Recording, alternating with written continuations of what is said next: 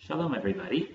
This is Rabbi Azriel Rosner coming to you from Eretz Yisrael, wishing you a Purim sameach. I hope everything is well with you and that you're getting ready, I'm sure, for the Chag. So I just thought I'd share a short Dvar Torah, some thoughts about the upcoming Purim. And of course, we know that Megillat Esther is certainly filled with so much to learn and so much to learn from. So I thought I'd just focus on really just one pasuk from the Megillah and give an idea from that pasuk. At the end of Perek Gimel, right after Haman has convinced Achashverosh to send out the letters, the igrot, to all the different countries about the permission to kill, to wipe out the Jews in months and months hence, the last pasuk in the Perek says as follows: Haratzim yatzu tchufim b'dvar hamelech, v'hadat nitna b'Shushan habira, v'hamelech v'Haman yashvu l'shtot, v'ha'ir Shushan navocha. They ran out with all the letters, they delivered them all over the country, and the king and Haman sat down to drink, and the city of Shushan was navoch, was confused. What does that mean, ha'ir Shushan navocha? What is that telling us? Why was the city of Shushan confused because of this decree? So the Rashi there says, logically, that Ha'ir Shushan, the city of Shushan, is referring to HaYehudim Sheba. The Jews in Shushan were confused. Of course, the Jews in Shushan were confused because, wow, a decree had just been given out to destroy them. Obviously, they were very upset. Obviously, they were distraught, and they were the ones who were confused. Makes perfect sense. But here's the questions on that. Does that really fit with the word Ha'ir Shushan? Ha'ir Shushan, according to Rashi, is referring to not the whole city of Shushan, but the Jews in Shushan. That's one question. And the second question is, well, the word navocha, usually means confused, lost.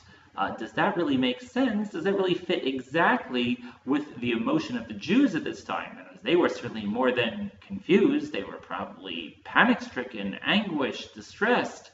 Navocha seems a little bit of a weak language for that. So the Malbim actually comes up with a totally different perush, both on that phrase and really on the whole perek. Really comes up with something very startling, says the Malbim. The Malbim says that when Haman met first with Achashverosh about the Jews, if we notice, says the Malbim, his language doesn't say, oh, those bad Jews. Instead, the very famous language, which is discussed at length in many different contexts, in Perek Gimel, Haman says, Yeshno am echad mefuzar mufurad ben ha'amim. There is one nation that is scattered and separated from all the other nations. One nation. But, says the Malbim, if you notice, he doesn't name the nation. In Haman's conversation with Achashverosh, he pays for the permission, he buys off, he bribes Achashverosh to give Haman permission to destroy that nation, but he never tells Achashverosh what that nation is. Interesting. The Malbim further says that when Haman wrote up these letters and signed them with the letter of the king, that Achashverosh didn't even know what was in the letter. He knew that Haman had given out permission to the whole country to destroy a nation. Achashverosh didn't know which nation. Haman had written in it, everybody in the whole empire, 127 kingdoms. Everyone's got permission to wipe out the Jews, take their stuff, take their spoils. Everyone can do all of that. But didn't tell anybody. It was written in the letter and sealed personally by Haman. So Achashverosh didn't know what nation it was referring to, and the people didn't even know what nation it was referring to.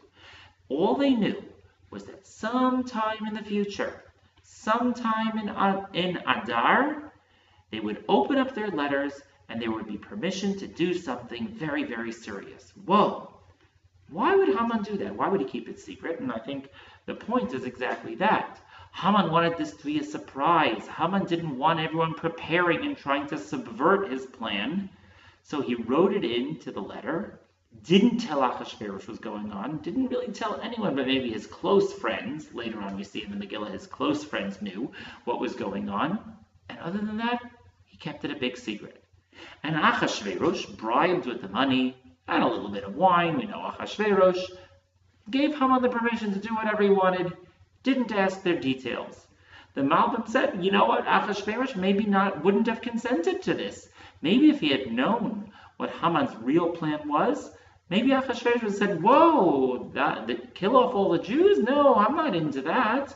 How do we know that Achashverosh would have agreed to it, according to the Malbim?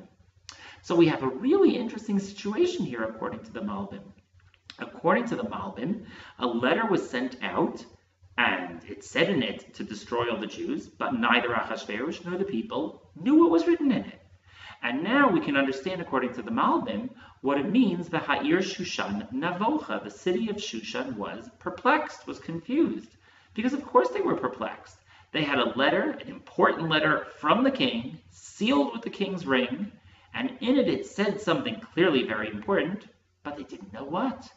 And they weren't allowed to open it for months and months and months in the future, not till the month of Adar, which according to the Megillah is 11 months in the future, a long time in the future, and they would have to just twiddle their thumbs, wait to see what would happen until then. Ha'ir Shushan Navocha, everybody was confused. Very nice pshat. I'd like to think about this in a different way because, of course, with every pshat in the Megillah, with every pshat in everything, we really can learn a lot from it. And here's a lesson from the Megillah that isn't really necessarily the typical lesson from the Megillah. Because if we think about it, let's think about it from Achashverosh's perspective. He basically gave over permission to do something because he got paid off with a lot of money, and he got a little drunk, and he gave permission to do something which he didn't even know what was happening. And according to the Malbim, if Achashverosh would have known, maybe he wouldn't have agreed. Maybe he would have said, whoa, I don't agree with that. That's not okay, or for whatever reason. And yet he did it. In his sort of laziness and trustingness of Haman and wanting a lot of money, he gave in to something that he really ought not to have. And I think it tells us something about both the character of Achashverosh and in terms of us. That we, when we are faced with decisions to make in life and challenges, it's not okay to say, oh yeah, I trust him, it's all right, sounds good, don't know the details, all right, probably it shouldn't be a problem. Instead, we know the Torah commands us to use our minds, to use our logic, to use our intellect, and to figure things out, and to get the details, and not to just sort of go with the flow. Because Achashverosh, who did just go with the flow, it could have ended, chas v'shalom, in disaster. And so one of the lessons of this pasuk in the Megillah, and certainly the Malbim's Perush on this pasuk, Malbim's Perush really on the whole Megillah, on this aspect of the Megillah, is that we have to make decisions consciously, that we have to be aware of what we do, that we have to look around us and figure out the details and think hard, think very hard before we make any decisions as to the consequences of those decisions. Hopefully, Be'ezrat Hashem, we can learn from the bad example of Achashverosh in terms of our lives and be more conscious, thinking individuals and make the decisions we make with the proper thought, with the proper kavanot, and hopefully the opposite of Achashverosh we can bring to a Yeshua for all of Am Yisrael. Purim Sameach.